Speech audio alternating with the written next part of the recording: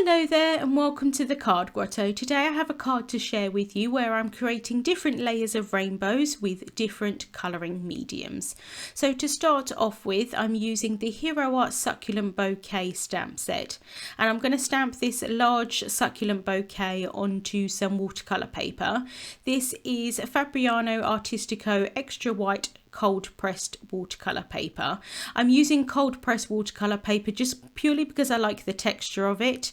Ideally, if you were stamping, you'd probably want to use hot press, or you'd have to restamp the image multiple times. But in my case, I'm going to cover this up with another layer, so I don't really need a good impression. So I'm just stamping that down with some Hero Art's Intens-ified black ink because that's a waterproof ink.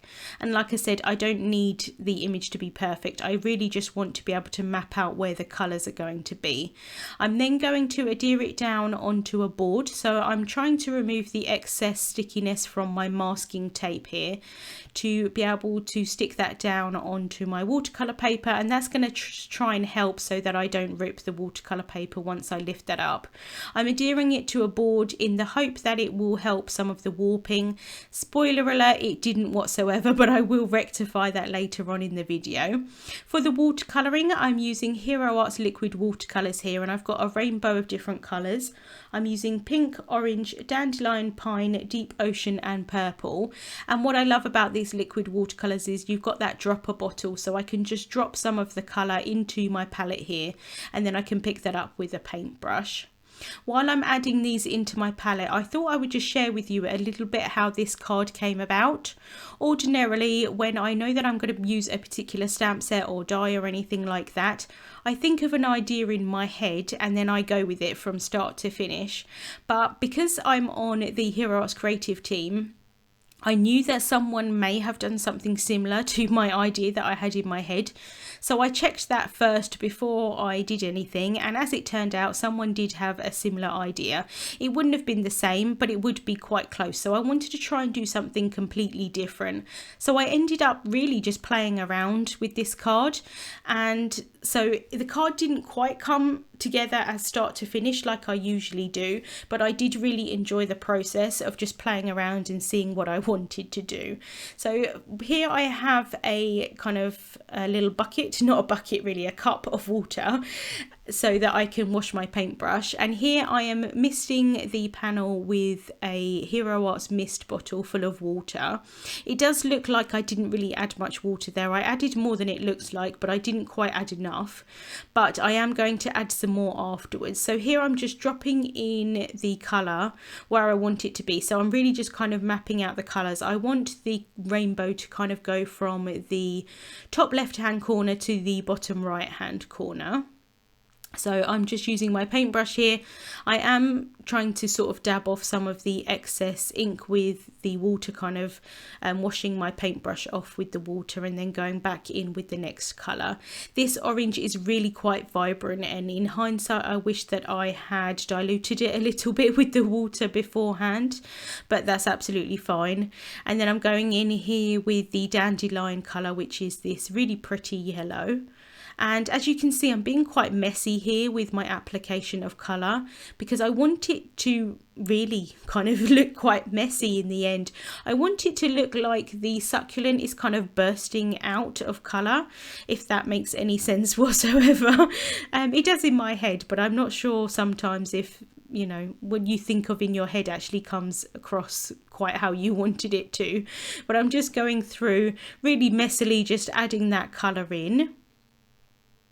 Going in with the purple here at the bottom just to finish off that rainbow of colours.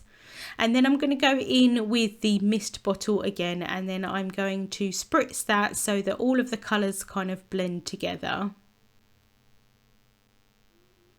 Like I said, I wanted it to kind of look like it was bursting out. So ideally at this point, I would have just walked away and left it to dry. And I think that the colours would have blended quite nicely together. But I just couldn't do it. I really wish that sometimes I could just leave things and walk away, but I couldn't. So I dabbed off some of the excess water and the colour there with a paper towel, because that orange in particular was just too vibrant for me. And it did blend quite a lot into that pink, so I'm going to try and rectify that a little bit. but I did lose quite a bit of the green here, so I'm going back in with that green. And because the panel is really quite wet at this point, when I'm adding in these colours, it is kind of just blending out kind of automatically, so I don't really have to do too much work in that sense. But I do want the outside edges to kind of bleed and kind of look like it's kind of fading into the white, kind of like a kind of burst of colour, so to speak. So I'm going back in here with that pink just to intensify that slightly. And I said, just dabbing up the excess there with a paper towel. And then I lost quite a lot of the purple at the bottom as well, so I am going back in with that purple just to add that in. And then eventually I'm going to walk away and leave it to dry. This is almost dry, it's not completely dry but almost dry, so I'm just going to remove it from the board just so that you can see it a little bit better. But because, like I said, I was really kind of just playing around with this design, I did create one the day before off camera. And I'm actually going to use that one for my card today, purely because it's completely dry, and so I can just move on, so to speak, without having to wait for the other one to dry. It did blend a little bit nicer, I think, slightly than the one that I made on camera anyway. But as you can see, it's really very warped. So what I'm going to do is I'm actually going to run it through my ink machine, and that's just going to kind of flatten it a little bit. You can use a laminator or anything like that that kind of helps with kind of pushing things together, I suppose, with heat. I think it works quite well. I do often do it with a die cutting machine without adding any dies in, but the laminator or a Mink does work quite nicely, and as you'll see, it does flatten it quite a bit.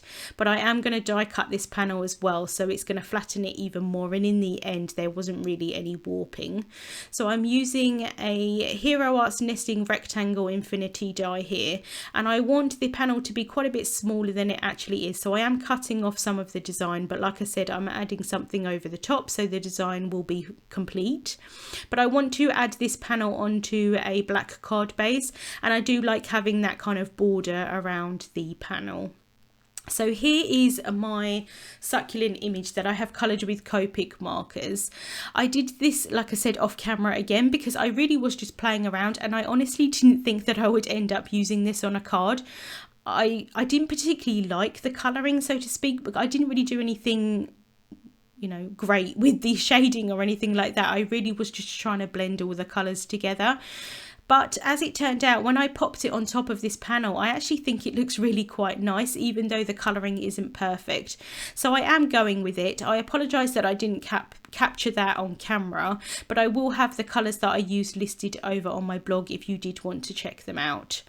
I've also die cut the image with the Hero Arts Succulent Bouquet frame cuts, and then I've also cut another 2 layers just from white cardstock so that I can pop that up. I did think about adding the Copic coloured piece with foam tape, but I think you'd see the black outline of the image underneath, and so I wanted to completely cover that up, and I think it works quite nicely kind of layering up these die cuts as well. So I'm just using some Hero Arts precision glue just to adhere those together. And then I can pop the coloured one on top.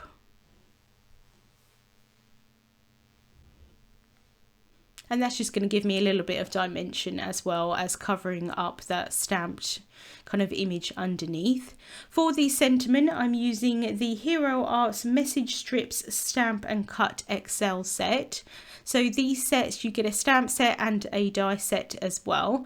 So I'm stamping out the Happy Birthday sentiment here onto some Hero Arts Pitch Black cardstock. And I'm just going to prep that with an anti-static powder tool, just getting rid of the excess with a brush, and then I can stamp that with Hero Arts Clear Embossing and Watermark ink. This is a sticky ink so that the embossing powder that I add on top is going to stick to it. I'm just stamping that down twice just so that I get a really nice coverage of that ink. And then I can apply Hero Arts White Detail Embossing Powder. So I'm just going to apply that onto the panel, tap off the excess, and then I do that a few times, again just so that I get a really nice coverage of that embossing powder sticking to the ink. And then I can use my heat tool to heat set that until it's completely melted. And I do like to heat set from the front and the back, and that helps prevent warping. And then once it starts melting, then I just heat that from the front, and as soon as it's melted I move the heat gun away so that I don't overheat it. These are the frame cuts that come with that set, so I'm just using one of these strips here to cut out the sentiment. So I'm just using some low tack tape just to hold that in place and then run that through my die cutting machine. And then I am just going to cut off the excess just from the sides, just so that it fits the image, or the sentiment I should say, a little bit better.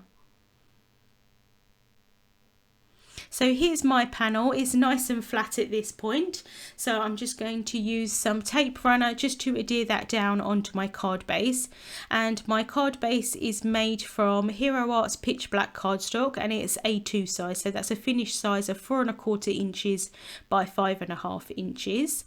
And I'm just adhering that down on top, so I've got that nice border around the panel. Just using my bone folder here just to make sure that that's really well stuck down. And then I can use some more of that Hero Arts precision glue just to stick the Copic coloured image on top. So just adding small dabs of that onto the back.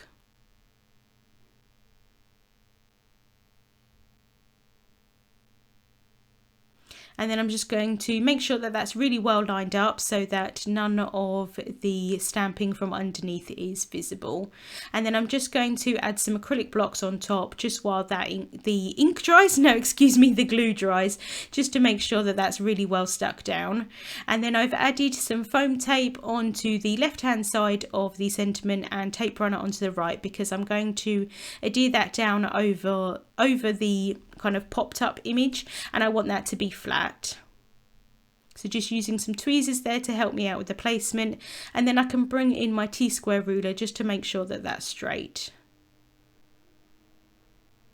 And then to finish off and to kind of bring in the black colour even more, I'm just adding some black enamel dots from the Hero Arts Neutrals Enamel Dots pack.